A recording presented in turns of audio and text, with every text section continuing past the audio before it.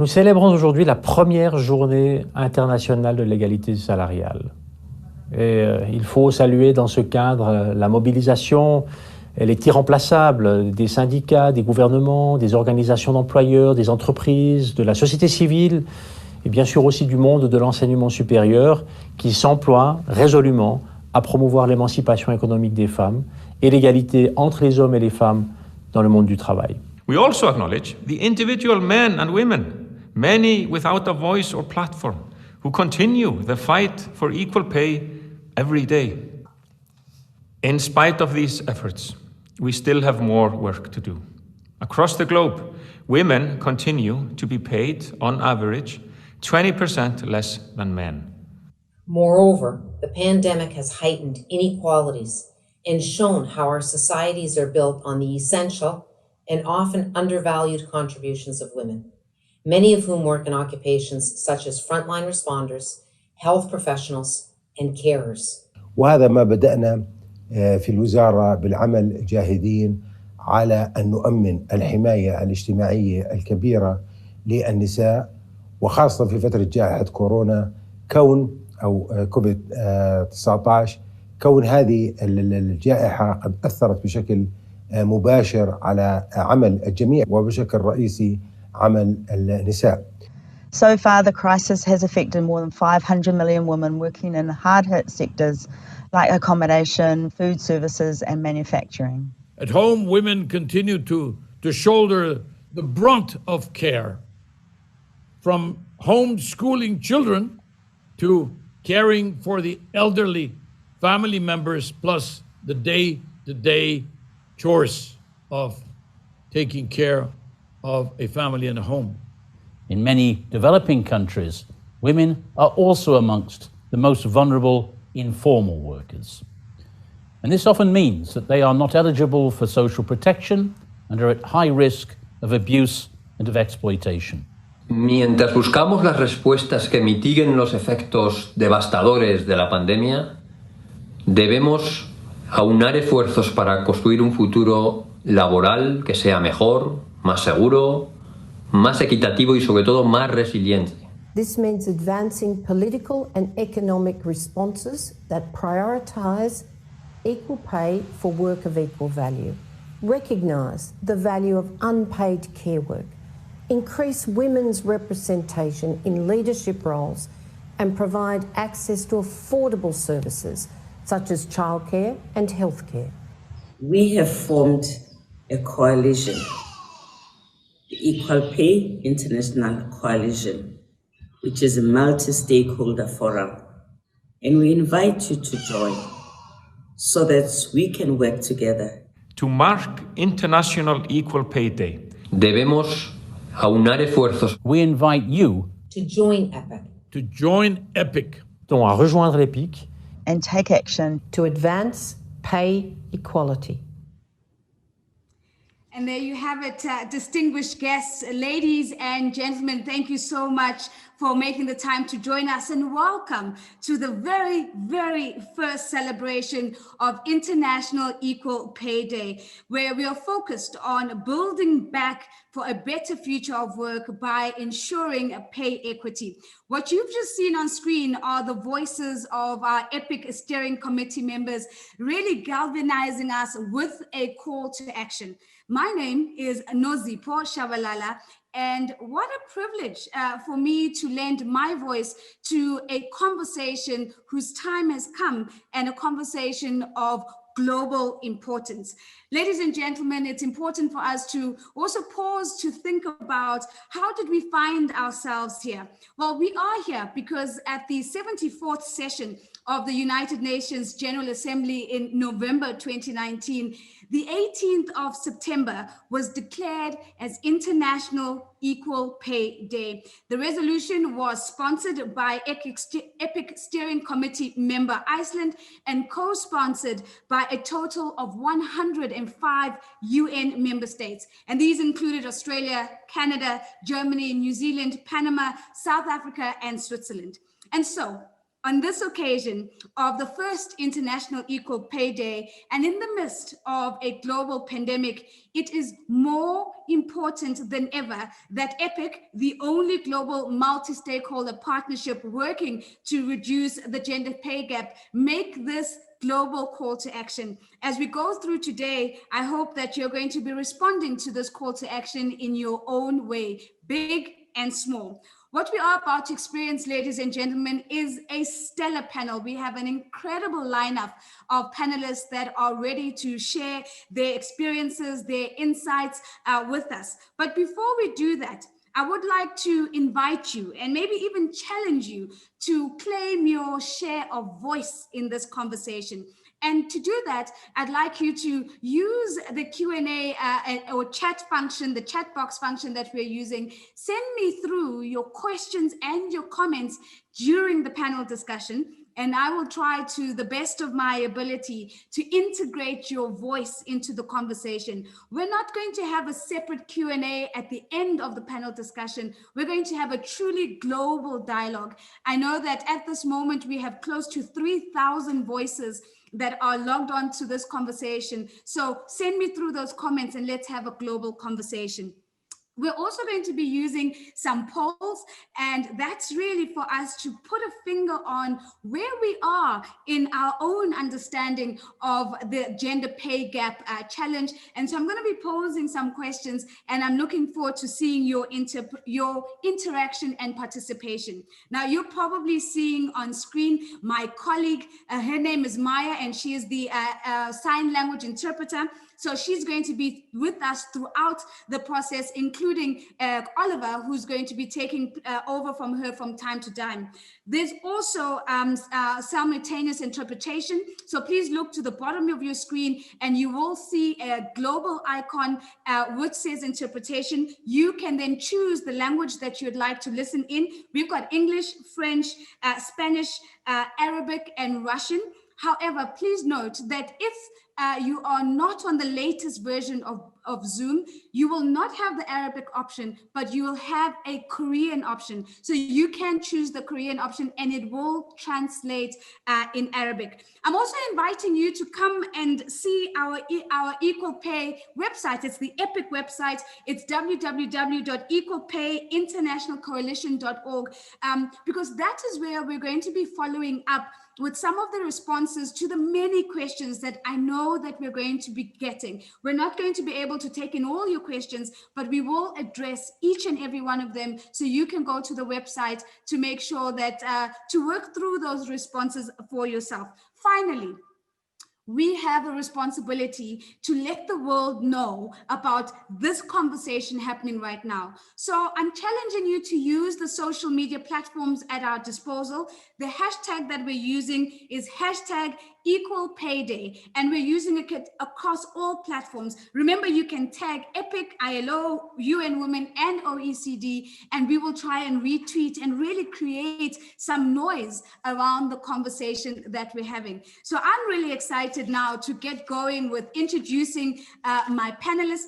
And as I introduce them, I'm going to ask that they just quickly put their video on when I introduce them specifically, give us a little bit of a wave, and then switch their video back off as we get into the panel discussion. I'm going to start off with introducing I'm going to start with Samira Ahmed, rather. Samira is a BBC journalist. She's an award-winning journalist and a broadcaster. She's been on radio and television platforms since 1992, including the BBC, Channel 4 News, and Deutsche Welle TV. Her BBC TV series, The Art of Persia, was one of the first major documentary series to be shot in Iran in 40 years. Samira, what a pleasure to have you with us today. Thank you so much for joining us. Let me make my way over to Kristin Skogen Lund. Kristin, if you could pop your camera on for us. Kristin is the CEO of Schibsted in Norway. She was previously the Director General of the Confederation of Norwegian Enterprise. She was executive vice president at Telenor. She's been the CEO of a range of Schibsted brands, and she's even held positions at Coca-Cola, at Unilever, and the Norwegian Embassy in Madrid. She's also been a member of the Global Commission on the Economy and Climate at the ILO Global Commission on the Future of Work. Kristin, it's an absolute pleasure for us to have you with us today. Thank you so much. Thank you so much, Kristin. Let me make my way over to Nadia Soubat. She is the Executive Bureau member from the Democratic Confederation of Labor. Nadia, if we can get a quick wave from you. So thank you so much for joining us. Nadia is also the Secretary General of the National Union Public Works Sectors and Commission member of the Parity Now petition on behalf of the Democratic Confederation of Labor. It's an honor for us to have you with us, Nadia. Thank you so much. Let me make my way to Iris Bohnet. Iris, thank you for making the time to join us. If you could pop your camera on, lovely. Iris is professor at Harvard School of Business. She is the Albert Pratt Professor of Business and Government and is the academic dean of Harvard Kennedy School. She's a behavioral economist, and her research examines behavioral designs to de-bias how we live, how we learn, how we work. She's also the author of award-winning book, What Works? Gender Equality by Design, and spends most of her days advising governments and companies on the topic if she's not lecturing academics around the world. So lovely to have you with us, Iris. Thank you so much. Let me circle back and let me go to an introduction of Thorstein Wiklunsen. And we're really happy to have a man in the panel as well, as we heard from our EPIC steering committee. The gender pay gap is it's a humanity issue, and it's lovely to see men championing this. So Thorstein Wiklunsen, who I've apologized to in advance in case I am butchering his name, is served as Member of Parliament in Iceland from October 2016 until April 2020. He was Minister for Social Affairs and Equality from January 2017 until November 2017. And most importantly, ladies and gentlemen, during his time as minister, he spearheaded and got approved the bill for the equal pay standard. And we're going to be unpacking that with him. Thank you so much for being here with us today. Fantastic. Last but certainly not least, I'm going to be introducing Megan Rapinoe. Megan, if you're on, please switch your camera on. But if she isn't, I know she is going to be joining us very shortly. But let me tell you a little bit about Megan. She is, listen to this, a two-time World Cup champion and co-captain of the US women's national team. She's a fan favorite. I'm a fan myself. And in addition to this, she's one of the team's most technical players. She's a vocal leader both on the pitch and off the pitch, and she's helped the US women's national team to get to the 2019 Women's World Cup Championship, where she scored some of the biggest goals of the tournament. Megan comes into this conversation as an advocate for equality for all, and really has been able to intersect her passion for humanity with her own innate authenticity. So, as I said, we have a stellar panel that has joined us today. But before we get to our panelists, before we hear what they have to say, I want to know what you have to say. So I'm going to launch a poll. And as we're launching the poll, I do want to just acknowledge how everyone from around the world is saying hello. We have people from Canada, from Rwanda, from Italy, sending us into the chat, saying, I'm from Egypt. I'm looking at all these different countries. I'm in New York City. Someone saying, I'm from Mexico. I'm going to keep acknowledging you because this is truly a momentous occasion. Thank you so much for being here. And yes, please keep saying hello. Someone says, don't forget me. Bonjour. I'm in Paris. Bonjour to you too. So let's do a quick poll. I'm going to ask the technical team to launch a poll for me. There are 3 questions that I'd like you to answer in this poll. And as we answer these questions, we're going to be reflecting on them. So technical team, can we launch the poll, please? There you go. So on your screen, you will have the questions. I will read them out in English. So here's the first question. What is the estimated global gender pay gap? Is it 9%? Is it 20%? or is it 32%? Please make your selection. And then move on to the second question, which is, has any country closed the gender pay gap? It's a simple yes or no answer. I'd love to hear what you have to say of this. Has any country closed the gender pay gap? And finally, can economies benefit from closing the gender pay gap?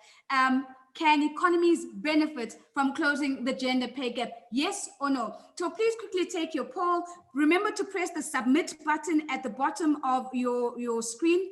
And I'm going to ask the team, as I close the poll now, if they could do me the job of closing the poll and then reflecting the results back to me. I'd really love to see how we did in those responses. So there you have it. You could probably see the results on your screen now. What is the estimated global gender pay gap? 62% say 20%, and almost a third of us on this call say it's 32%. Well, the good news is the 2/3, the 62% is actually on the mark. Now, here's an interesting question. Has any country closed the gender pay gap? Well, the truth is 69% of you are correct. We are still sitting with no, but we're going to hear from Thorstein how far they are in their journey to really begin to close that gender pay gap. And of course, the impetus is for all of us to get galvanized to push for the same in our own countries. Finally, can economies benefit from closing the gender pay gap? A resounding yes. 99% and just 1% saying maybe not. Now, right now, I want to acknowledge that we have almost 600 people in the conversation already. So that's a really good sample to use. So let me come to the first question in our conversation. And I'm going to take the first question to Kristin. Kristin, I want us to think about this. So here's the question. It's really been well documented that pay equity translates into more women joining and remaining in the labor force. It translates into positive returns for the company in terms of productivity, reduced turnover, higher morale, attraction of talent. So firstly, the question is, why do you think this clear business case has not translated into equal pay? And keep in mind, Kristin, that 99% of our friends around the world right now all said there is a clear benefit of closing the gender pay gap to economies. So why is there a disconnect between the narrative, the business case, and the action? Yeah, you're right. And I mean, there might still be some problem with awareness, but I think probably there are other reasons, you know? I mean, some of this has to do with tradition. It has to do with how women and their role in society is seen. But there is also, you know, a lack of cooperation to solve the issue better from governance, from social partners, and from employers, clearly. And I think it also has a little bit to do with choice, because women tend to make educational choices. For example, if I take Norway as an example, we have a clear majority of women choosing public sector. They tend to go into professions like care and education, which are traditionally lower paid. I mean, they're not into, so much into business and engineering and higher paying roles. And it is, of course, a fact that quite a few women they lag in the leadership career track, especially when they're in those crucial years early in the career when you form a family, etc. So even in quite equal Norway, we see these same tendencies, and I think we should ask ourselves how we can solve some of the more, let's say, root causes of it. And I think it has to do with making it easier to combine work life and family life. I think it has to do with really encouraging burden sharing between men and women also in the house. And I think, and very importantly, I think we have to encourage both employers and women to make more untraditional choices. So if you look at what governments can do, I think we should look at the stuff that we know works, right? I mean, parental leave is important, affordable childcare is important, and of course, equal educational opportunities. I think governments can work with the international organizations such as the ILO, UN Compact, UN Women, etc. And then I think also incentive and awareness programs actually work. I mean, programs that incentivize female entrepreneurship, encourage more women to choose differently in terms of educational choices, and raising awareness of the business case of equal pay, you know, and equal opportunity. And then what can employers do? I mean, employers need to be bold. They need to think differently and encourage diversity, but they have to do so in a systematic way. I mean, this has to be embedded in the HR and recruiting systems, you know, that we set up.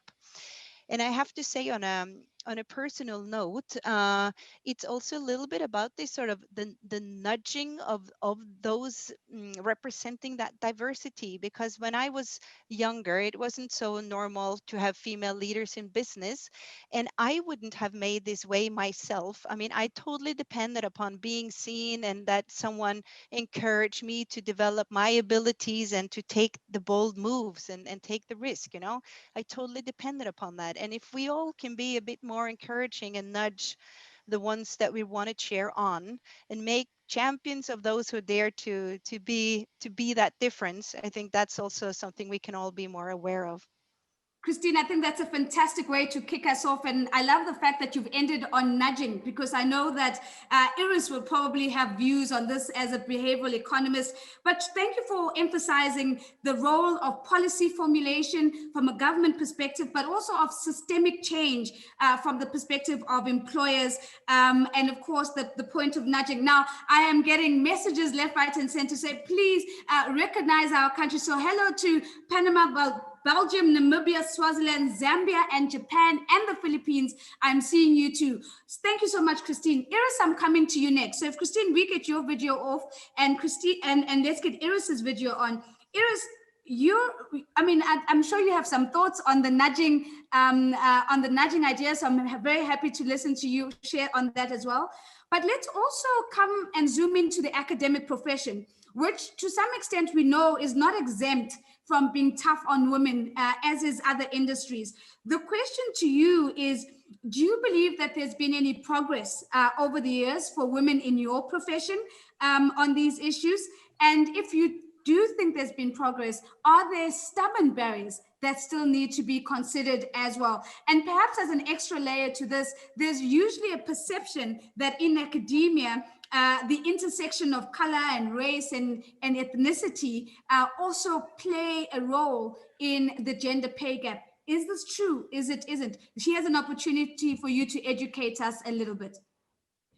Thank you so much for this question. Let me first thank everyone on the screen and for listening in and for organizing such an incredible event for us. So I totally agree, of course, with Kristin that systemic change is what is required. So we have to stop fixing women or other underrepresented or disenfranchised or marginalized groups and really fix the system. And yes, nudging is one way to do that in addition to incentive. I think behavioral design is an additional toolbox that I'm of course very interested in sharing with the world. But let me focus on your question and go back to academia. I mean, whenever I'm asked a question like this, whether in academia or elsewhere, I start by diagnosing the causes of what I'm now going to call the raw gender gap. So that's just everything, not controlling for anything, just the raw gender gap, comparing average pay of women to average pay of men. And I'm also not thinking about intersectionality just for the moment, although I'll get back to that. So then two big culprits stand out. One is gender differences in seniority. And the second one is gender differences in occupations. So in the US, for example, only 25% of tenured professors are women, and there are about twice as many female psychology professors than female finance professors. Of course, there's nothing wrong with women choosing psych and men choosing finance, but it is true that tenured professors make more than more junior professors. It is also true that finance professors make much more money than psychology professors. And so that's just, not just academia. Generally, we find these patterns. It's both occupational segregation, as we economists like to call it, just men and women choosing different career paths, and then career advancement. In defense of academia, not that I'm feeling particularly defenseful, but in defense of academia, the gender pay gap is much more pronounced in other sectors, in financial services or in technology, where variable pay bonuses make the big difference. So, if you look for the big stuff, it's actually not in compensation and salary, it's in that variable pay. So what do I do? As you mentioned that I'm academic dean at the Harvard Kennedy School, what are we trying to do to kind of fight some of these tendencies? So first of all, I should mention, we do gender pay audits every year. So that's just actually now comparing apples with apples. So that's what every organization, private, public, NGO has to do. We just have to do those audits and make sure we control for discipline, experience, education, other factors. And ideally, we have to do that for our members of color and also for intersectionality, as I mentioned, women of color or men of color for that matter. And in the US, of course, we have the different race breakdowns. As you asked that question, let me just quickly address you. As I speak, you already see what one of the challenges, and that is that often our sample sizes are very small. So these calibration exercises don't always for every group. I'm now almost out of time. Let me say kind of one more thing. So what do we do for career advancement? So you have to de-bias your systems. And I'm actually going to go back to Kristin, and you have to work allocation. How do you allocate your work? Are you women just, or you people of color just organizing the seminars? Or are they in fact allocated the important work that is promotion relevant, such as research? You have to de-bias your performance appraisals, your promotion procedures, et cetera, et cetera. So really attacking the system, whether it is in academia or elsewhere, is really my most important message at this point. Iris, thank you so much. And don't go away. I want to just quickly follow up with a question from Vicky. Vicky is saying here in the chat, do gender pay audits, which you've just introduced in the conversation, take into account equal pay for equal value or comparable worth? So a little bit more detail around how the audits actually work, if we can get that in 30 seconds. Yep. So what we normally do is we distinguish between the raw pay gap, which is comparing average pay of men and women, and then that more specific pay gap that you now just mentioned, which then you run a regression and you control for other differences between men and women, right? And that could be differences in seniority, could be differences in education, in discipline, in whatever background they have. So that's what I meant with apples, that you really have, you hold everything else constant. That's what the pay audit does. Fantastic, Iris. I think it's a great question. I'm coming to Samira next. But as I do, I just want to quickly read a comment here from Sylvie Gurría, who we'll be hearing from a little bit later. And she says, the next generation shouldn't fight the equal pay battle. It is our responsibility to solve this issue. It is a question of justice towards women and their family and of fair competition between companies. So loving some of these statements that are actually coming through in the chat. So Samira, I want to maybe come to your particular story and ask you the question, what triggered you to take action in relation to your employer on equal pay? In a way, it's hard to know where to begin. I joined the BBC and it was my first job after university in 1990 as a news trainee, which was a fast-track graduate programme. And it is, to be honest, the only time I can be sure until now that I was earning the same as my male colleagues, because there was a standard rate for the job, which is what I passionately believe there should be, especially when the BBC is a public service employee. And over the years, I just knew when I felt I was being underpaid, and sometimes you would try and challenge it. A couple of particular things happened. In 2016, I uncovered a 50% pay gap in one of my jobs. I work across a few different programs, and I challenged it, and eventually I got it corrected, but it was a real shock to me. That was one of 3 jobs. And then when the Prime Minister, Theresa May, changed the law requiring large public service employers, such as the BBC, to publish both their gender pay gaps and, crucially, their high pay lists. Like many women, I looked at the names on the list and I saw a man who was presenting an identical program to me, who was earning 7 times as much as me, I worked out. And I just knew, and I had been asking for 8 years since I started in this job, Newswatch, for my pay to go up. You know, when you have an instinct. So it was nothing to do with leaning in. It was just to do with the numbers. Crucially, all the male colleagues I spoke to, including my comparator, told me what they were earning. So my biggest thing was my male as well as my female colleagues supported me, understood the principle of equal pay. I joined a campaign to try and publish all BBC salaries in 2018. We wrote to our Director General this would solve the problem. But most of all, my union, the NUJ, encouraged all of us when the high pay list was published to think about whether we had a case, to challenge it. We tried to do it internally through the BBC. And in the end, my union agreed that when the BBC would not recognise my case, that there was a reason to go to law, and they funded my case. And so that's crucial to why I was able to challenge it, because I had my union and their support. Samira, it's a fantastic way for me to segue to Nadia as you talk about the pivotal role that your union played. But it's interesting how, as a woman, the instinct, that gut instinct that tells us that this isn't what it should be, was probably the most primal trigger for you. We're going to come back to your story because I know we're going to have a lot of questions. But as I come to Nadia, I want to read a quick comment from Uma in India. And Uma says, in India, the context is highly related with intersectional discourse. Caste, communities, and social class determine the economic status of women. More or less culture, tradition highly hampers women enjoying equal economic status. It's an interesting contribution because it says to us there's another layer of cultural elements that we need to pay attention to in this regard. So thank you for that, Uma. Nadia, let's bring you back on screen. Let's bring you back on screen, Nadia. And here's the question.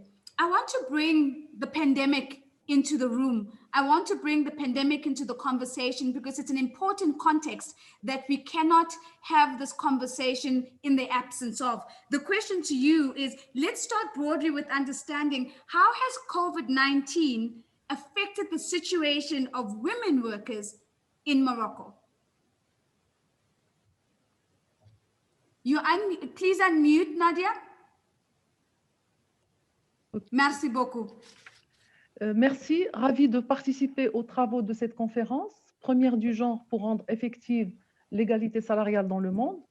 Les syndicats sont en première ligne pour lutter contre les retombées négatives de la pandémie sur les travailleurs et les travailleuses. Pour répondre à votre question, il serait utile de situer le contexte du monde du travail au Maroc. Il se distingue par un taux élevé de l'informel, donc qui va de 75 à 89% des emplois. Ce taux est de 60% au niveau mondial et proche de 18% pour les pays développés. La problématique du chômage est structurelle au Maroc et depuis 2018, le marché du travail a connu des sorties massives avec un taux élevé de féminisation. Dans le secteur de l'agriculture, la tendance baissière continue à cause de la sécheresse et la baisse de la production céréalière. Donc, un travailleur sur deux dans le domaine de l'agriculture est déclaré 6 mois à la CNSS et 15% seulement des travailleuses sont déclarées 12 mois. Donc, la protection sociale est très faible. Donc, dans ce contexte et avec l'arrêt brusque de l'activité économique, suite au confinement, une grande partie des Marocaines et des Marocains se sont trouvés dans une situation de désarroi total, car ne disposant d'aucun revenu. À fin avril 2020, 1 million de travailleurs et travailleuses déclarés à la CNSS, donc la Caisse nationale de sécurité sociale, sont en arrêt total ou partiel à cause du Covid. Ce taux était déjà faible avant la pandémie. La situation de la femme est devenue aussi très difficile. Celle-ci occupe en général des emplois précaires, à revenus faibles, souvent dans l'informel, et dispose de peu de protection sociale ou pas du tout. Étant donné le rôle traditionnel qui lui y sont attribués en général, celle-ci a dû prendre en charge beaucoup plus de tâches non rémunérées. En plus des problèmes dus à la promiscuité qui sont notamment la violence et donc tous ces impacts. Pour atténuer ces effets, l'État a créé, entre autres, un compte du Covid, alimenté par un élan de solidarité. En tant que syndicat, nous avons appuyé cette initiative et nous avons contribué activement. Les mesures prises par l'État ne sont pas suffisantes n'ont pas suffi à couvrir les besoins essentiels des salariés. Ainsi, une partie de la population était dans le scénario aucun revenu, aucune protection sociale. La Confédération démocratique du travail, dans ce contexte spécifique du Covid-19, œuvre pour continuer à syndicaliser et à mobiliser les travailleurs, car c'est le moyen pour la protection de leurs droits, l'amélioration de leurs revenus et la réduction des disparités salariales. Les nouvelles technologies de l'information dans ce contexte-là nous posent encore beaucoup de problèmes aujourd'hui au Maroc. La CDT a relevé que dans le contexte du Covid, il y a eu l'augmentation des infractions à la législation du travail, il y a eu les licenciements massifs et abusifs sans le respect du Code du travail, dont le taux d'application était déjà faible avant la pandémie. Un grand nombre d'usines où travaillent également les femmes ont été des foyers de Covid. Et donc, les femmes ont été contaminées parce qu'elles travaillaient déjà à la base dans des espaces qui n'étaient pas suffisamment aérés pour le travail. Dans ce contexte, les inspecteurs du travail ont un rôle important à jouer. Le nombre des inspecteurs du travail au Maroc est très limité. Donc, si le nombre est limité et ils ne disposent pas des moyens, ils ne peuvent pas faire le travail correctement. La Confédération démocratique des travail, elle demande à ce que le fonds du Covid reste permanent. Donc, pour la CDT, pour conclure, l'impact de cette pandémie pourrait être une opportunité pour la mise en place d'un nouveau paradigme basé sur l'égalité, l'équité et une vie décente pour tous. Mais cela exige au niveau des pays qu'il y ait une réelle volonté pour un dialogue social productif et l'intégration de toutes les parties prenantes nationales pour concevoir et mettre en place les dispositifs adéquats. Merci. Merci beaucoup, Nadia. That has been an incredible and very comprehensive response, really emphasizing that the vulnerability of women in sectors that have been hardest hit by COVID-19 and us having to be having real conversations about what that looks like. I also just want to pull in a comment here from Thandi, who says, I think we should also remember the effects of the equal pay gap and the pandemic on people living with disabilities. So as we can see, the complexity of the issue continues. Thank you, Nadia. I think you can put your video off. I'm going to make my way now to Thorstein with the first question that I want to bring to him. Thorstein, let's bring the Icelandic case study, if you will, or example into the room. We know that Iceland is well known for taking the issue of equal pay for work, of equal value very seriously. Question to you is, how did you manage to place this topic at the top of your national and international priorities, resulting in the adoption of the equal pay certification law and, of course, the UN resolution on International Equal Pay Day? Well, a number of factors, of course, but there's been a growing momentum on gender equality in Iceland ever since the Women's Day Off for Women's strike back in 1975, which really started the political empowerment of women and resulting in the election of the first female president, and really gradually just putting gender issues more on top of the political agenda. And that's where it starts. It starts with the emphasis on quality childcare, equal opportunity in terms of work and education, and moving to parental leaves and board quotas, for example. Now we're into 2010, and then resulting in the gender or equal pay standard in 2017. And I would describe it's growing momentum. It's like a steam train, really. We are at a place in Iceland right now, you don't want to step in front of it. And it facilitates for politics to get things passed. And the systemic change has been mentioned, and I think Iceland and, for that part, for example, the Nordics are all at a place where you have the mandate, you have the support to make the changes necessary. So it is just a question of having the courage and decisiveness to do it. So that's a lovely way of answering. Courage and decisiveness and momentum and a systemic lens. That's a beautiful way of capturing almost the stickiness that leads us to change. I do want to bring in a question that was asked by Gokin Ozkan a little bit earlier in the chat. And the question is this, Thorstein: which countries have most improved in scope of decreasing the pay gap? What are the secrets, do you think, of these accomplishments? Well, we've heard a number of key factors here in the discussion so far. I mean, bringing bringing salaries really to the surface. That's a key area, really, whether it's publishing figures or using a standard such as the equal pay standard to certify that gender-based discrimination is not taking place. And I call it reversing the responsibility, or the burden of proof is transferred from the employee to the employer, because there is no transparency in pay. We as employees cannot see clearly whether we're being discriminated against, and for the obvious reason, we also are not very willing to bring our employer to court, and the number of cases are very few. So that's really the simple beauty of the equal pay standard. It is getting the company to certify that they are not discriminating, and that is not, I would say, that's not too much to ask of employers. It is shifting the burden of proof from the employee to the employer. And what I'm hearing you say, Thorstein, is that it's all about transparency and more transparency. I have a message here from Anuba Ramgopal, who says, Iceland has shown the path which should be taken by other countries. Some comments as well.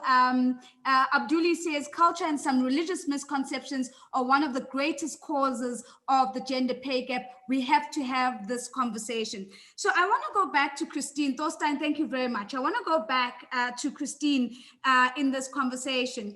Kristin, let's have your camera back on. So if we look at the numbers, we know that as per our second poll response that we, or the first question to the first poll, which was, what is the estimated gender pay gap? We know that women are paid about 20% less than men. And we also know that the current COVID-19 crisis is affecting women disproportionately. We heard that from Nadia in her contribution as well. The question, though, is that in contrast to previous crises, women's employment is at greater risk than men's as a result of COVID-19, especially because if we look at the sectors that are the most vulnerable to the pandemic, tourism, hospitality, retail, all of these are sectors where women are the majority. The question is, what innovative measures have some companies taken to address this very issue?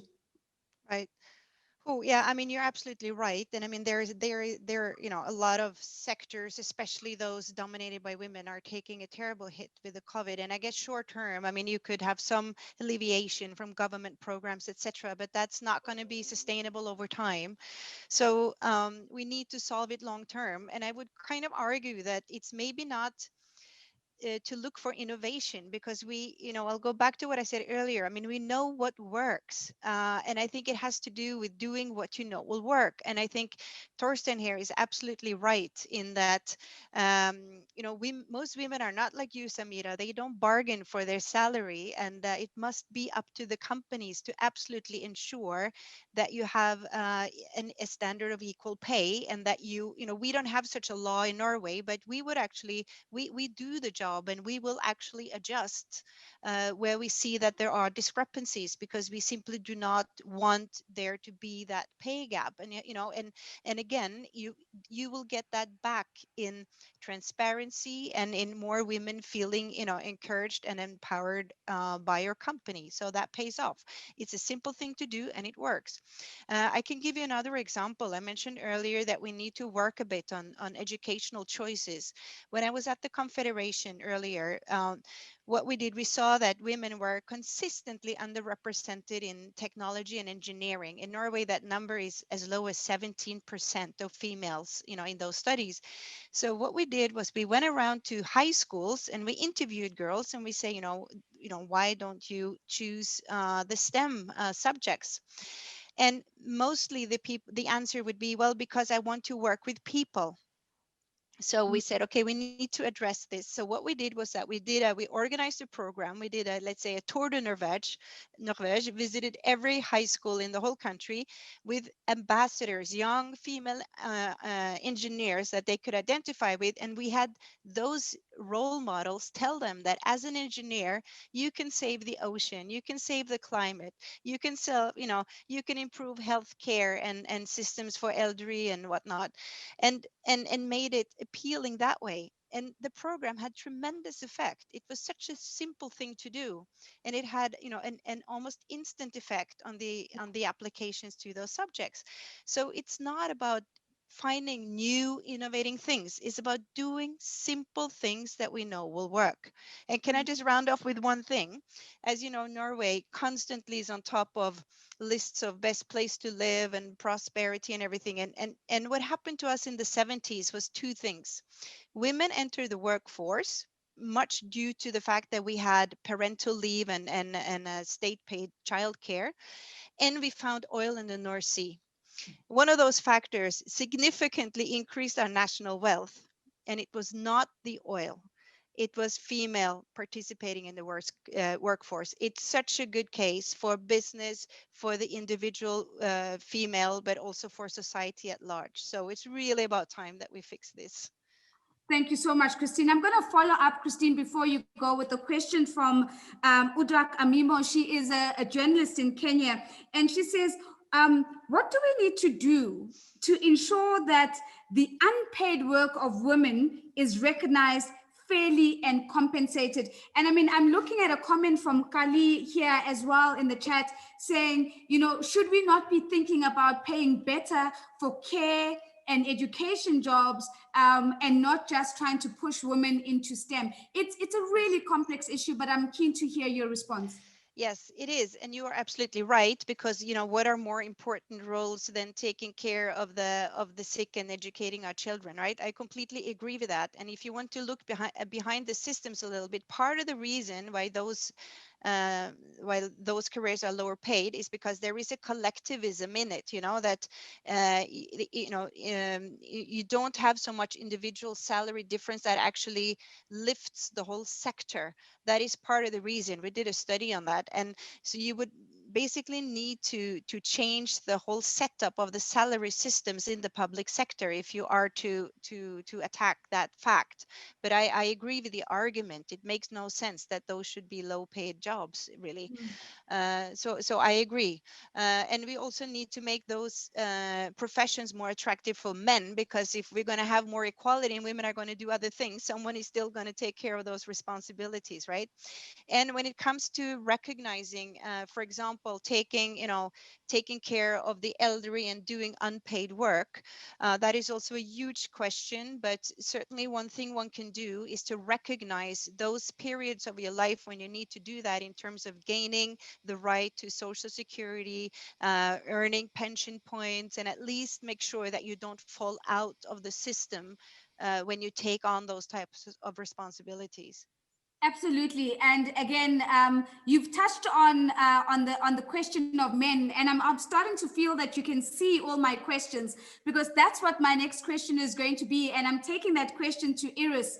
And it's a question that really focuses on the element of men. Megan's just joined us. We'll be with her shortly. For now, though, let me ask Megan if she can put her video on mute, her video off, so that we can just focus on Iris for this question. So Iris, here we are. Kristin has just touched on the topic of men. And the question to you is, you know, as a professor, in a well-known university, you're lecturing on gender issues all the time. I'm quite certain the topic of equal pay has come up time and time again in your own lectures. The question is, what sort of feedback are you getting from your male students? And maybe at a more strategic level, how do we enable men to become allies and champions of closing this pay gap? Yeah, thank you for that question. Clearly, we need to work on both the will and the way to change. So far, we've been focusing quite a bit on the way, with lots of examples of how we have to de-bias and the system, fix the system rather than fix the women or other marginalized groups. And that's truly very important. Much of my work focuses on the way. But you're basically now asking, you know, what if we don't have the will? How do we conquer hearts and minds? And I think this has two aspects. This is how I normally do it when I talk to even just purely male audiences in finance or tech, for example. So I think on the minds, we have already heard the business case. And I always kind of, you know, we just have to repeat it, the correlations between gender diversity and positive economic outcomes, that this is not a zero-sum game, and your gain is not my loss, etc. So I think that's important, but it's still pretty theoretical, and it won't be enough to reach the heart. So then my other strategy, and it's actually based on research, and you know, how do people, when are people more likely to engage in change and willing to change? So we have to make it personal. And so that's then the question. So how can you make it personal for those who might fear that they have to lose? And what I normally focus on is on them. I'm going to say them now, the white men in power, and their daughters. I mean, many of you are familiar with fathers of daughters. There's lots of research on that fathers of daughters become more gender equal in their values. So that's one strategy. But now let's just focus on the white men. What I then talk about is that research shows, for example, that small men make less money than tall men. Unattractive men make less money than attractive men. Of course, not to mention the race or ethnicity gaps in pay. So that's a way to make it personal. And then you can have a better conversation on, you know, is this fair? And what if you were the victim because you might not look the part? And then we can go to the systems again and talk, for example, about a practice that is still common in many countries, including my home country, Switzerland, but not so much in the US, for example, that people are asked to append their photos to their applications. Right. That's a practice that we know is not predictive of future performance. It's just research shows it. So why do we do it? And therefore allow bias to kick in even as employers evaluate these applicants. So that's kind of a way to think about this. I think we have to, you know, we have to either create the will by making this, by thinking about the business case, by creating incentives, by creating legislation. But I think we also need to win people's hearts. And that's typically being done by making it very personal. Fantastic. Thank you so much, Iris, for that. Make it personal. Put it within their frame of reality. There's a beautiful comment here from Marcus Priest. She says, hi, I'm from the future. I just wanted to say thank you and keep going. Your efforts are making a difference and this will lead to change. We will get there. Marcus, thank you so much. Now, I'm also seeing some fan moments. Ellen Walker saying, oh my gosh, Megan is on. So much respect. So I'm so sorry for this fan moment. Ellen, don't be sorry. We're going to be talking to Megan shortly. And so what I'd like to do is just push through 2 or 3 more questions. And then we're going to focus on a conversation with Megan before we begin to wrap with this panel discussion. And so Nadia, allow me to come to you with this, because I think at the core of this, although it hasn't been said, is social dialogue. And so here's the question. We know that social dialogue is a key contributing factor to improving equal pay between women and men. The question is, can you share briefly how social dialogue has contributed to eliminating the gender pay gap between men and women in Morocco. Merci. Le dialogue social est un élément clé, en effet, pour améliorer l'égalité salariale. Donc, l'enjeu de l'égalité salariale entre les hommes et les femmes est un enjeu d'éradication de la pauvreté et un enjeu de développement durable. Les études montrent que les disparités de revenus entre les femmes et les hommes impactent négativement l'économie des pays. Et plus les inégalités économiques entre les hommes et les femmes sont importantes, plus l'écart entre les riches et les pauvres se creuse. Donc, sans faire de raccourci, on peut dire que la lutte entre la disparité salariale contribue à la lutte contre la pauvreté dans le monde. Le dernier rapport de la CSI sur les disparités salariales entre hommes et femmes a montré que malgré tous les efforts consentis au niveau mondial, le salaire des femmes reste en moyenne inférieur à celui des hommes de 23%. L'enquête tout à l'heure a montré que c'est à peu près 20%. Et cet écart se creuse dans le cas où s'ajoutent d'autres considérations de genre, notamment la couleur, la taille, etc., et selon le niveau de développement des pays. Au Maroc, cet écart salarial est environ de 30%. En plus, les femmes représentent un peu plus de 22% de la population active. Ce taux est faible et il est encore amené à baisser. Aujourd'hui, l'égalité des droits est inscrite dans la Constitution au Maroc. Elle est également dans le Code du travail. Et depuis 2020, le Maroc a adopté la budgétisation sensible au genre et un rapport spécifique au genre sera dorénavant associé au projet de loi de finances qui est présenté au Parlement. Mais il reste beaucoup de contraintes à résoudre pour améliorer les indicateurs de disparité sociale. Donc, pour la CDT, elle agit sur 4 niveaux essentiels. Donc, à l'international, pour le changement des lois, donc, et aussi pour l'action de solidarité, essentiellement aussi, l'action dans les institutions nationales. Et donc, nous avons contribué en tant que CDT à une étude réalisée par le Conseil économique et social marocain concernant la discrimination à l'égard des femmes. Il y a aussi l'action du réseautage. Nous œuvrons actuellement dans un réseau national qui s'appelle Mouna Safadaba en arabe, Parité maintenant, qui a entamé un lobbying pour une plus grande participation des femmes dans les instances nationales.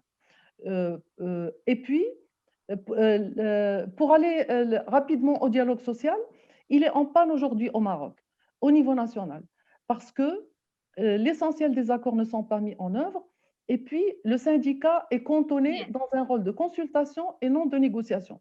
Ceci, il y a quand même au niveau des entreprises des accords et des conventions qui ont mis la discrimination exacte dans toute sa philosophie. Donc, juste pour conclure, je voulais parler de la zone des libres-échanges où les syndicats ne peuvent pas rentrer, et ça, c'est un grand problème. Il y a aussi les multinationales. Can I come back to you on the free trade zones? Can I come back to you on the free trade zones? I've just, I'm keen to bring Megan's voice in here before we run out of time, and we'll come back on the free trade zones because I think it's an incredibly important point that you're making there about the free movement of labor and skills that's going to be enabled by the free trade zones. But Megan, welcome. Thank you so much for being here with us. Can I ask you to there we are. So Nadia, we can switch your video off. Thank you so much. So Megan, so I want to go back to an interview that you had with The Guardian following last year's Women's Football World Cup. You were quoted as saying, everybody is equal for equal pay and everybody wants it. The question to you is, what has made it so difficult for us to achieve this goal, even if for a World Cup winner like you, but for many countries around the world that are commenting even in this conversation, this is still somewhat out of reach. Your thoughts? First of all, thank you so much for having me. It's an honor to be here, and I'm really excited to be able to speak with everyone. I think when I think about equal pay, I think of it sort of in the context of the larger world and the systems and structures that are already in place. And so I think it's deeply entrenched in our society. Sexism is deeply entrenched, racism is deeply entrenched. And when you bring that into the workplace, all of those things sort of hold over. And I think Iris was saying it, when we tackle a problem such as equal pay gap, we have to do it from every angle possible. So we already know from research that it's just good business to pay people equally. You not only get a better product out of your workforce, but for the economy, you're injecting much more money back into the economy. And women are not only, half of the world's population, but we're also, a huge portion of the spenders in the population. So you have to look at that. You have to look at the intersectionality of different races when we're talking about equal pay and how that plays a part.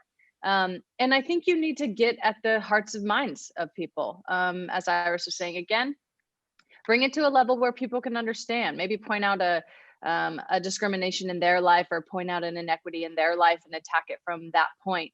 And I think with all of that, it just takes a relentless commitment and a relentless desire. A lot of people in power have been there a long time, either them personally or just the person sort of like them.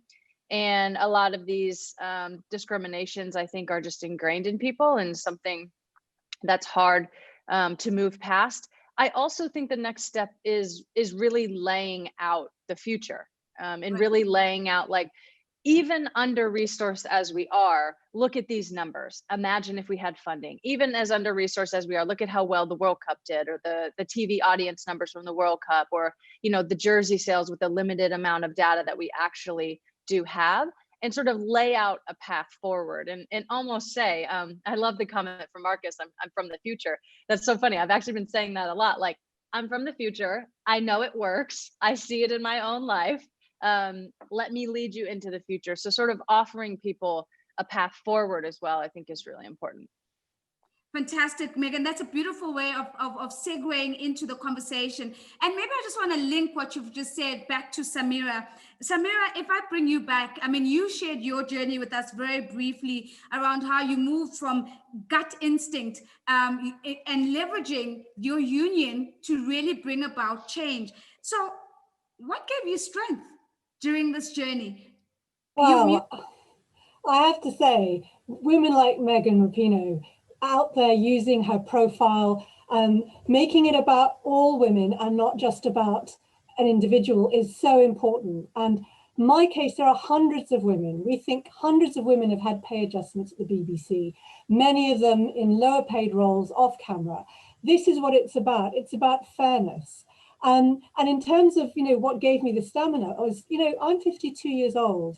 All my life, I was told it's about fairness. The law had been there since 1970. The law had been there since I was a baby, saying equal pay. And it wasn't happening. And especially when I had all the data, I'm an investigative journalist. I found all the information. I had my union who backed me, who saw the wider implications. And I just felt I have to put this out in public.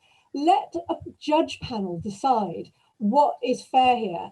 And law is a complicated business, but I knew that what the truth was. And I think it's about truth, it's about fairness. I need to emphasize the support of the public, the support of friends and family and complete strangers who would come up to me on the street and tell me how glad they were. Men, women, every gender, every age, every background.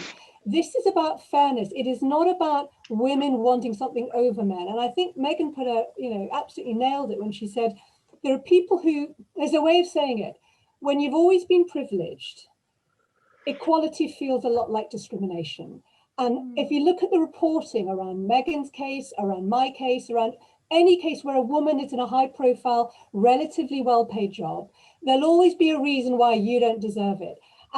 One of the biggest things that inspired me and gave me the strength was seeing how many women have been fighting the same battle again and again, going back to the Ford Dagenham factory workers who are looking for equal pay for equivalent work, whose case inspired the Equal Pay Act, women like the Grunwick factory workers who are women of colour who are being racially discriminated against by their employers, and galvanised the whole trades union movement. And it's ongoing with many city workers. But I would say men and women are on the same side on this. most of us get it. And I think it's very important that we take strength from the reality of equality means fairness. It is men and women as allies, and that gave me strength. Sure, Samira, that's absolutely fantastic. Laws don't bring about change, people do. And I think that's a fantastic soundbite there. If you've always been privileged, equality will always feel like discrimination. And it's such an incredible point to begin to unpack. Before I make my way back to Megan, I do want to come back to Thorstein here. Thorstein, I want to bring the reality that we know that Iceland has set itself an ambitious target of closing the gender pay gap completely by 2022. If you achieve this, this would be the first country to do it decisively. What would you say to political leaders who are still not brave enough, or perhaps are not convinced about taking this decisive step? And also, are you on track? Which is also, I think, a very important part of this conversation. Yeah, thank you. I mean, the argument for gender equality is so obvious, and Kristin made a beautiful remark earlier, pointing out to Norway's wealth. And you can say the same for all the Nordics. We rank among the highest in the world in gender equality. All the Nordics do. And when you look at all indexes for quality of life, for GDP per capita, or however you want to measure it, these 5 countries almost always rank in the top 10. And I think the level of gender equality in these countries is the key explanation for this success. So, I mean, for politicians that want to improve quality of life in their country, improving gender equality is the obvious course of action to go. And I mean, in many cases, of course, women are lacking from politics, so we are lacking political empowerment of women in many of these countries. But men also need to get involved. And as has been discussed here, I mean, gender equality is not a threat to men. We benefit from it as well. And we need to get much more active in promoting it and working for it. And, you know, people in politics, you always have to bear in mind, change doesn't just happen. We need change when it comes to gender equality and equal pay for work of equal value. And we have to drive that change. We have to be that change. And therefore, politicians have to get involved on it and dare to drive the change that we need. Thorstein, it's an incredible contribution there. If we want to deliver quality of life to our people, we need to do the right thing. Gender equality and closing the gender pay gap is not a threat. I'm seeing a comment from Judith saying, I don't agree that legislation doesn't bring about change. So Judith, remember it's and. We're saying legislation and behavioral change. So we're not saying either or, that, but the point being that legislation is important, but legislation that's not implemented is not actually going to bring about change. And legislation that is not designed to speak to the core of why we should be doing things is not going to bring about the behavioral change. That's the point that I was making. So let me come back to Megan as we begin to close off this conversation. Megan, I'm keen to hear from you. As you have been vocal on and off the field on this issue, what are the big lessons you might have been learning along the way? And in particular, although we know that there has been some progress in the space of football, with other countries like the UK really pushing to close that gender pay gap, there are still many women, whether they're in the sporting fraternity, whether they're in business, whether they're in the informal economy, whether they're in academia, that are still every day in the trenches fighting for equal pay. What would you have to say to them? So what are your biggest lessons so first? And then what words of advice would you have to share with women who are still rolling up their sleeves even today?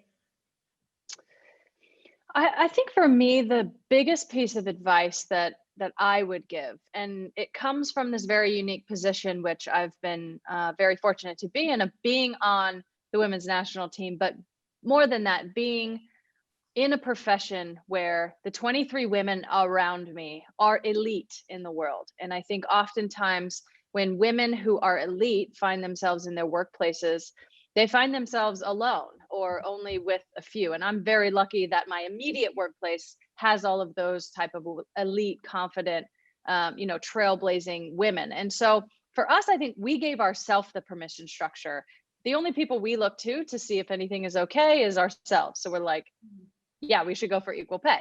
And so I think for women in their own profession, I would seek out other women, whether it's in your company up and down the hierarchy structure, or within other companies or groups online. I would really and truly seek out not just the camaraderie, but the sharing of ideas, the sharing of information, and you get a little bit more transparent, I think, to see what other industries are going through and what's happened in other workplaces, and really bounce off each other and just have that, you know, that sort of sisterhood, if you will. But it's the exchange of information and the confidence that is really there. I think, you know, touching on all of these points, like you said, it's an and. It's never just one thing. We are going to need women to, you know, fight as hard as they can to organize, to come at it from every angle. We are going to need the political will necessary to not only enact legislation, enact laws, but also to enforce it. You know, all of the social will in the world is nothing if you don't have the legislation, and all of the bills in the world are worth nothing if, you know, society doesn't want it. And so I think you really have to couple those and try, like I was saying before, just try to come at it from every single angle that you possibly can. You know, understanding that, I think I've sort of realized this fight goes so far beyond me. And the best parts of it will most likely go to people who are younger than me, especially on the team.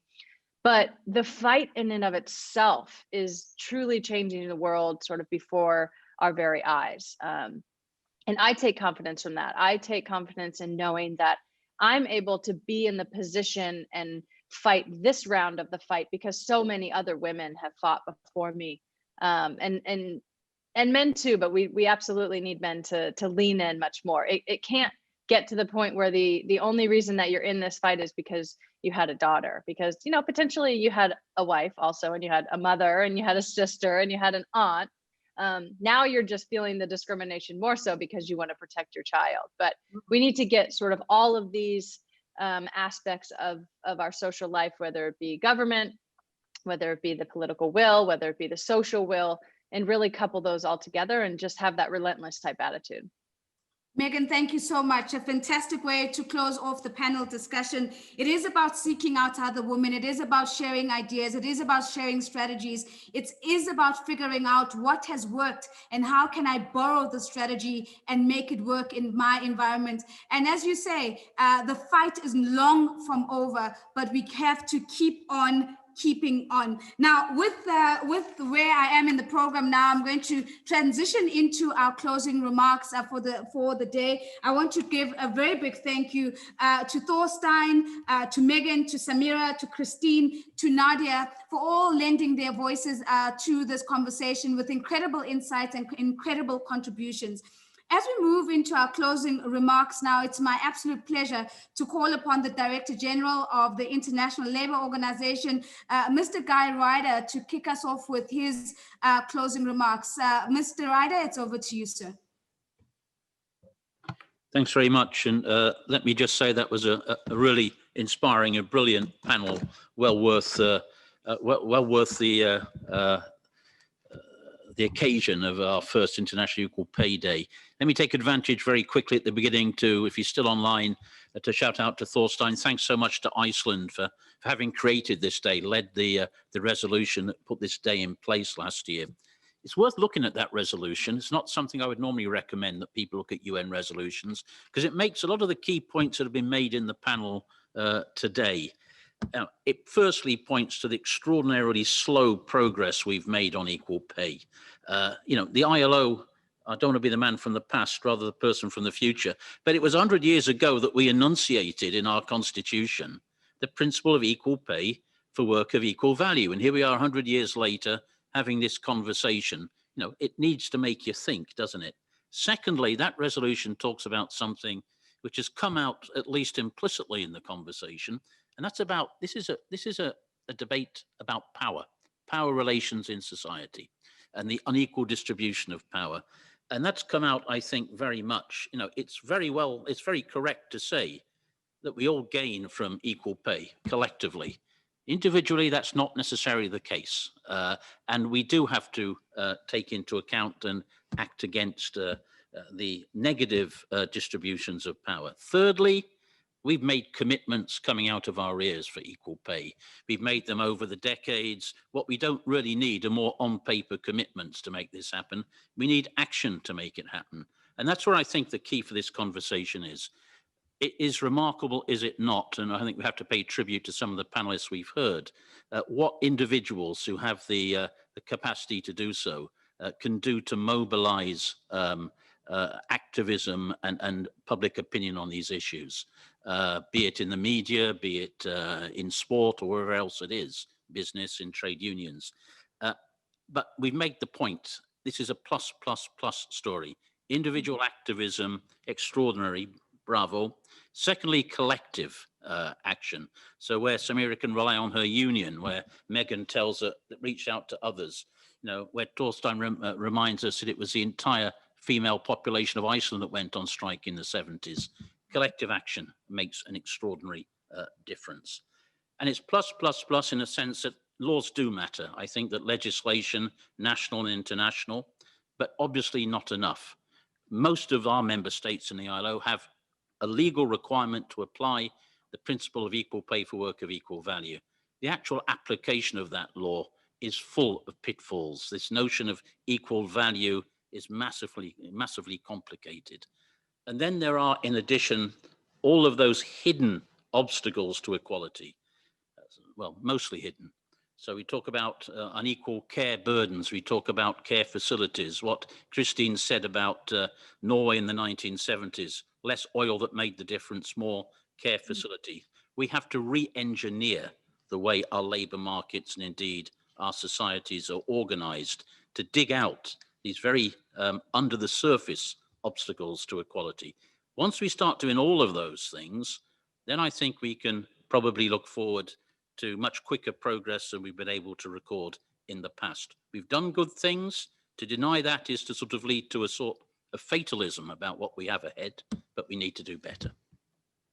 We've done good things, but we certainly need to do better. And it's a story of and. It's a story of action, but it's also a call of collective action. A very big thank you to the Director General of the ILO. Ladies and gentlemen, allow me now to move to the Secretary General of the OECD, Mr. Angel Gurría, to please take over now as he extends to us his closing remarks for the session. Sir, the floor is yours. If we could have your camera on at this moment. Thank you so much.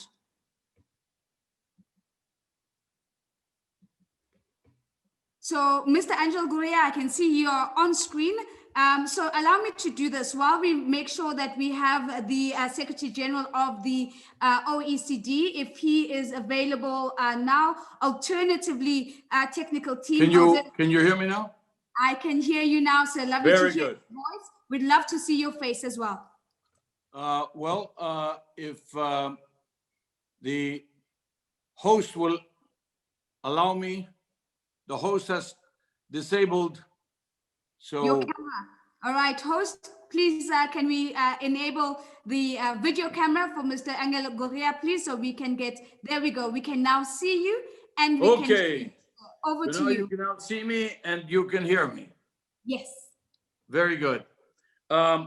So dear friends, it's an honor to join you in this first International Equal Pay Day, which serves as a stark reminder of the persisting injustice of women being paid less than men.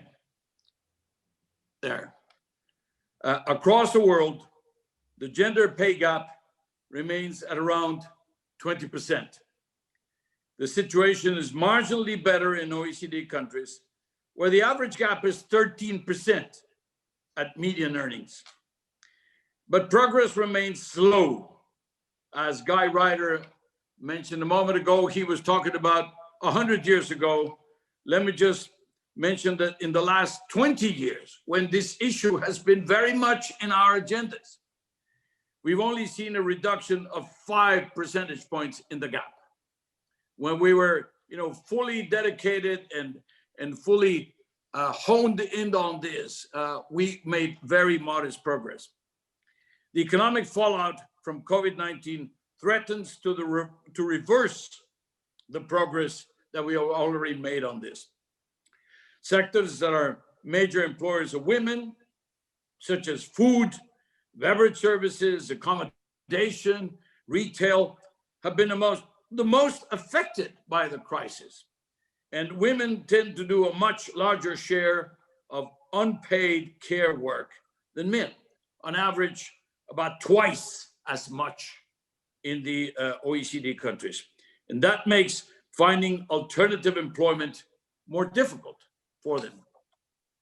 The crisis disproportionately exposed women to the virus because they make up almost 70% of the workforce in the health sector and just over 90% of the long-term care workforce on average across OECD countries. We've also documented an increase in domestic violence against women during the pandemic. Now, when I say in OECD countries, please understand, you're talking about the 38 better off countries. Imagine now, translate this into the very dire institutional situations, legal situations in many of the developing countries. And then you can imagine, for example, this question about violence against women, etc. Then you can imagine how all of this is affecting people, not only women, in developing countries. Governments have taken swift action to respond to the crisis, including by providing childcare support to working parents in essential services and encouraging flexible working. But government policy, no matter how effective, is not enough. Looking ahead to the recovery phase, we need to address structural inequalities by mainstreaming gender considerations and economic and social policy measures. So we're talking about governments, we're talking about employers, we're talking about trade unions, civil society, and other stakeholders have to work together to introduce a smart mix. This discussion that we've been having in the last few minutes about whether legislation by itself or not, which is, I would call it the smart mix of legislation, policy measures, workplace practices, and also awareness campaigns. This also has to be part of the mix. This is why the call to action that is going to be presented is so important, is so crucial, because it has that mix. So dear friends, ladies and gentlemen, at the OECD, we remain committed to EPIC and to promoting equal pay for work of equal value to build back better. Thank you. Thank you very much. That is, of course, the Secretary General of the OECD, Mr. Angel Gurría, reminding us there that it's a smart mix. It's a smart mix of legislation, of policy, of workplace practice, and of individual action. Thank you very much for those words. Ladies and gentlemen. And awareness. Ladies and gentlemen, I'm going to turn our attention now to a short video that has been forwarded to us by the Deputy Executive Director of UN Women, that is Madame Assaregna, who's also sending their closing remarks with this short video. Thank you so much. Good morning, good afternoon, guests and colleagues. I'm delighted to take part on behalf of UN Women today in the first global call to action to honor the International Equal Pay Day. And a special thank you to the government of Iceland for your leadership and to the 105 member states for their support to the resolution on the International Equal Pay Day. Today, we have to recognize both the hard-fought progress, but we also have to acknowledge the challenges that still remain. 25 years after the adoption of the Beijing Declaration and the Platform for Action, no country has closed the gender pay gap Instead, women still undertake 3 times more care work than men, which is causing long-term consequences for their economic security. Women are still overrepresented in sectors which are underpaid and undervalued, whereas men are overrepresented in highly paid sectors. We also know in general in societies and in politics and other forms of decision-making, women are still underrepresented and men are overrepresented when it comes to power. COVID-19 showed us what women's work means. Women worked and still work with their competence, skills, loyalty, solidarity, and resilience in healthcare, in grocery stores, in agriculture, in education, in elderly care, to just mention a few of the areas where women work.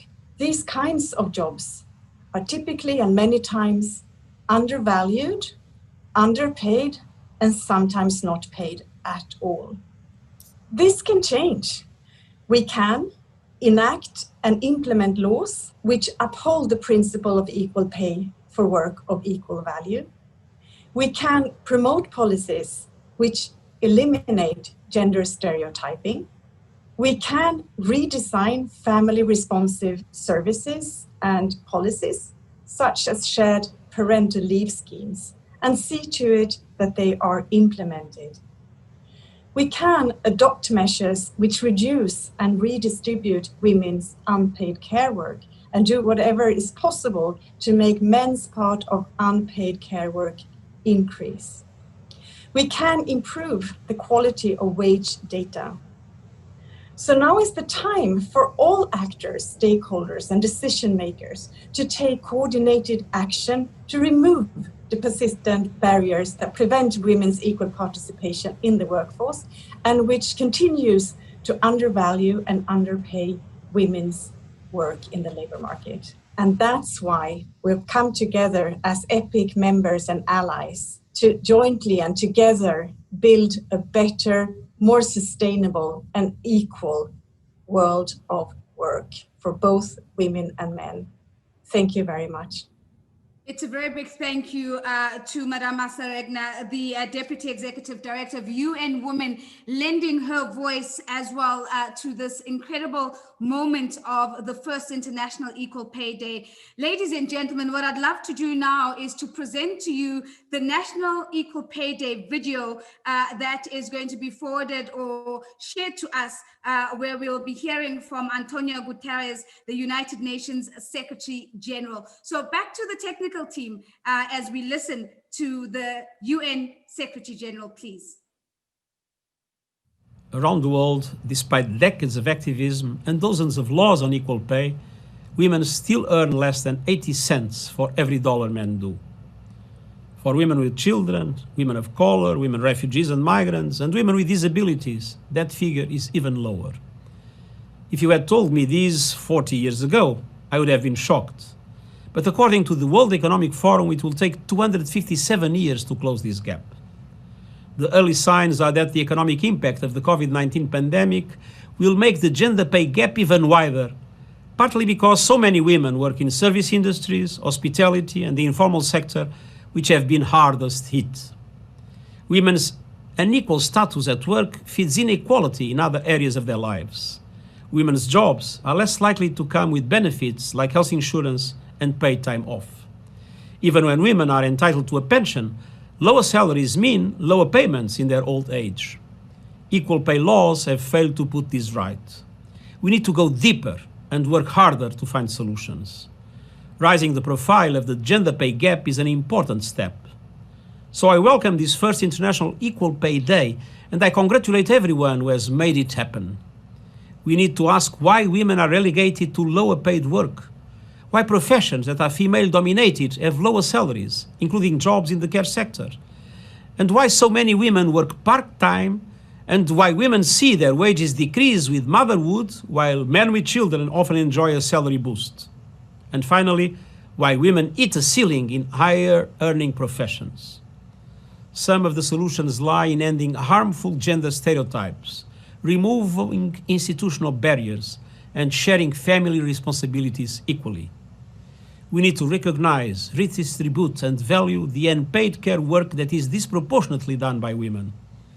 The COVID-19 pandemic has exploited and exposed inequalities of all kinds, including gender inequality. As we invest in recovery, we must take the opportunity to end pay discrimination against women. Equal pay is essential not only for women, but to build a world of dignity and justice for all.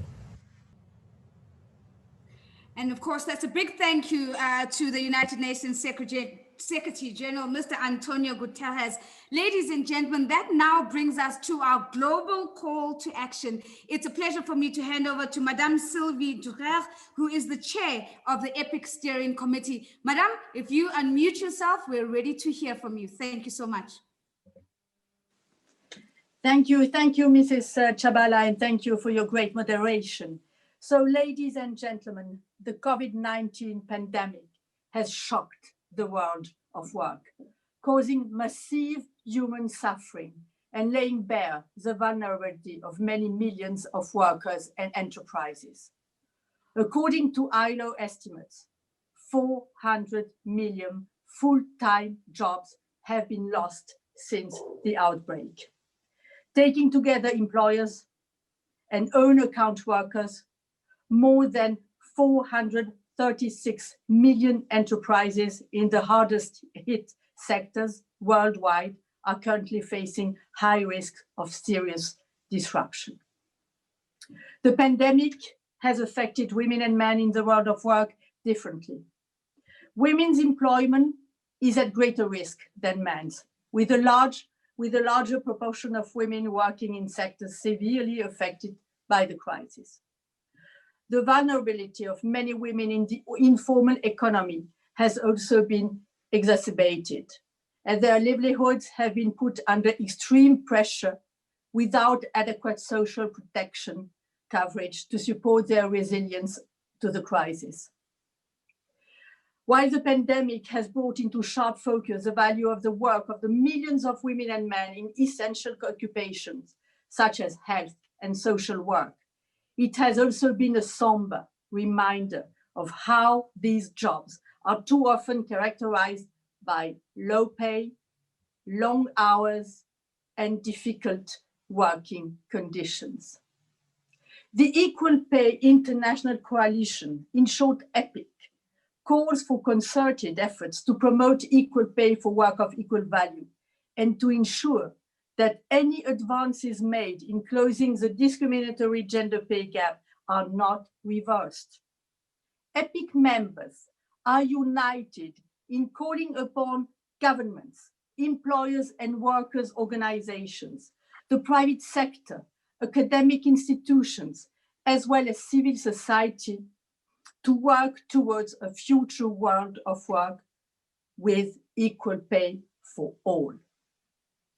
EPIC appeals to governments to ensure that integrated policy responses aimed at mitigating the job and income losses due to COVID-19 or supporting sustainable recovery are human-centered and promote gender equality. As businesses gradually resume their activities, EPIC appeals to the private sector to take measures to push for greater gender equality and to prioritize recognizing, treating, and paying women and men equitably. Social partners have a crucial role to play. That's why EPIC calls upon them to work together to ensure that gender equality is put at the center of solutions for all employers and workers. EPIC reminds civil society organizations to continue their important role in raising awareness and promoting concrete and coordinated action to tackle pay inequalities. EPIC will promote similar conversations in Asia, Latin America, and Africa in the near future. It is only together that we can ensure that the response and recovery efforts lead to building back a more sustainable, fair, inclusive, and secure world of work. I wish all of you an inspiring Equal Pay Day and great success in your engagement. Thank you very much. A very big thank you from you, Madame Sylvie Gurría, for really igniting and putting fire between all of us. Ladies and gentlemen, thank you so much for making the time to join us for what has been an incredible milestone, the first ever International Equal Pay Day. Remember, we want to keep this conversation alive, so please remember the hashtag is #EqualPay. We can continue to amplify the conversation around the world. Don't forget to visit our website. It's www.equalpayinternationalcoalition.org. And you can also follow us on Twitter. That's at EPIC2030, EPIC2030. From myself, Nozipho Tshabalala, what a privilege to lend my voice to such an incredible conversation. It's an absolute honor. To everyone who's joined us, thank you and goodbye.